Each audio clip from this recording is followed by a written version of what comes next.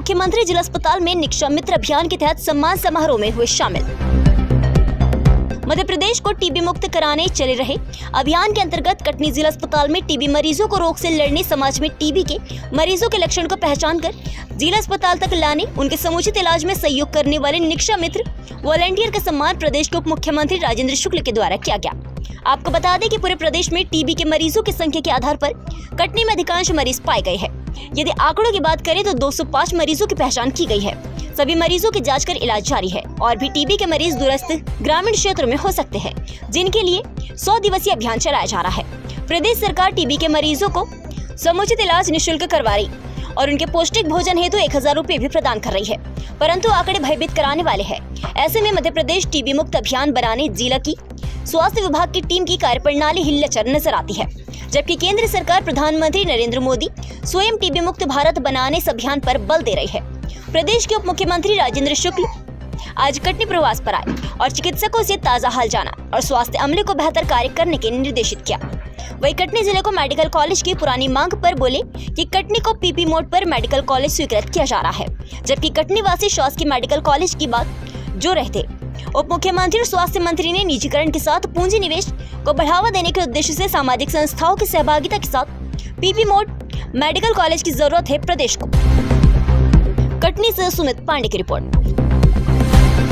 7 दिसंबर को हमारे केंद्रीय स्वास्थ्य मंत्री जेपी नड्डा जी ने इस अभियान की शुरुआत की है पूरे देश में, और मध्य प्रदेश में 23 जिलों में जो ज़्यादा टीबी से प्रभावित ज़िले हैं, जहां पर डेथ रेट 3% से ज़्यादा है, उसमें कटनी ज़िला भी है। तो ये जो अभियान शुरू हुआ है उसके 30 दिन पूरे हो गए हैं लगभग। इस 30 दिनों में 20 लाख लोगों की जांच हुई है। 20 लाख लोगों में लगभग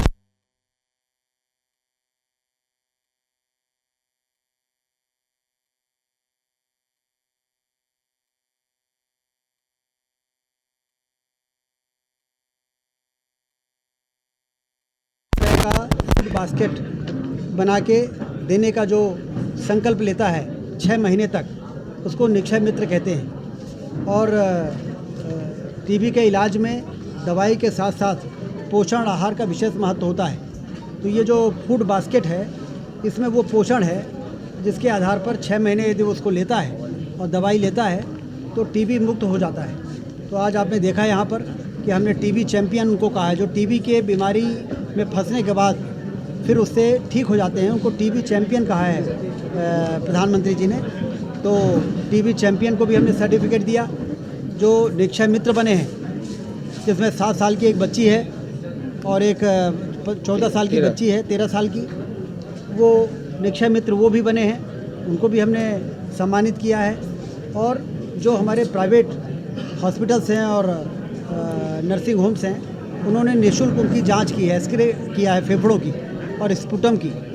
2 प्रकार की जांच होती है, एक ये इसकी होती है स्पुटम, जिसको हम खखार कहते हैं, बलगम, और एक होता है फेफड़े का। तो निःशुल्क जिन लोगों ने जांच की है उनको भी हमने सम्मानित किया है। तो कुल मिला के बहुत ही अच्छी योजना लॉन्च हुई है, जिसमें इन 100 दिनों में टीबी उन्मूलन की दिशा में महत्वपूर्ण सफलता हम लोग प्राप्त करेंगे। सर, अभी टीबी की जांच के लिए एक्सरे की जो शीट होती है वो पूरे मध्य प्रदेश में नहीं है।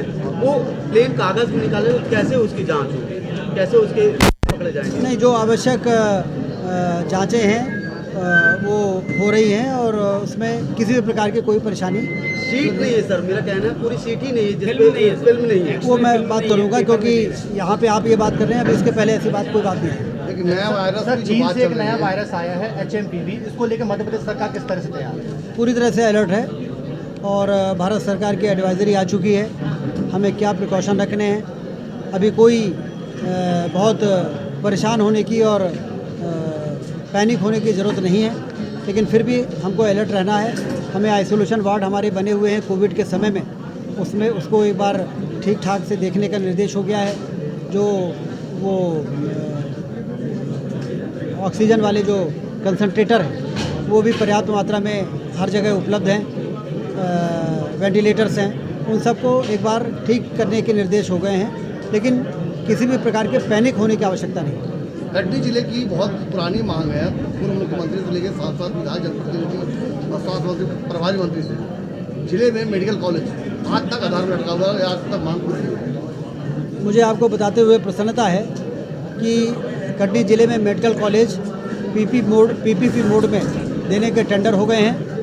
15 दिन के अंदर वो टेंडर रिसीव हो जाएंगे और उसके बाद जिस तरह से निजी पूंजी निवेश का माहौल पूरे देश में और मध्य प्रदेश में है, तो मेडिकल के क्षेत्र में भी निजी पूंजी निवेश को आकर्षित करने के लिए 13 जिलों में टेंडर हुए हैं। उसमें कटनी जिला भी शामिल है और इसमें निःशुल्क ज़मीन हम देंगे इन्वेस्टर को, 25 एकड़ की ज़मीन देंगे और उसमें वो आके और अपना मेडिकल कॉलेज बनाएंगे। और जब तक उनका मेडिकल कॉलेज का अस्पताल नहीं बनेगा तब तक हमारे जिला अस्पताल उससे संबंध रहेगा। तो यहाँ पर उनके जो स्टूडेंट्स होंगे वो आके यहाँ पर अपना JRशिप और जो SRशिप करना है वो करेंगे और जब उनका खुद का अस्पताल बन जाएगा तो फिर अपने अस्पताल में वो काम शुरू होगा। कटनी जिले की पब्लिक की मांग थी शासकीय मेडिकल कॉलेज की, पीपी मोड से लिए लोगों ने ऐतराज विरोध जताया। नहीं, देखिए, चाहे शासकीय मेडिकल कॉलेज हो चाहे प्राइवेट मेडिकल कॉलेज हो, फीस तो ज़्यादातर सरकार ही देती है। SC ST OBC 90 मेधावी छात्रों की 90% से ज़्यादा बच्चों की फीस सरकार देती है मेडिकल की शिक्षा में। तो इसलिए मेडिकल कॉलेज होना बहुत ज़रूरी है।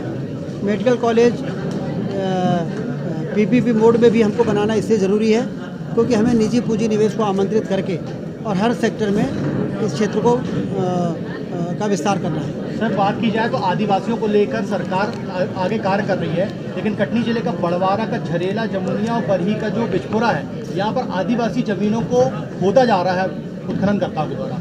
इस पर खनिज विभाग कार्रवाई नहीं कर रहा। डिप्टी CM के नाते आप क्या निर्देश देंगे? जो आपने कहा है उसकी जांच कराएंगे।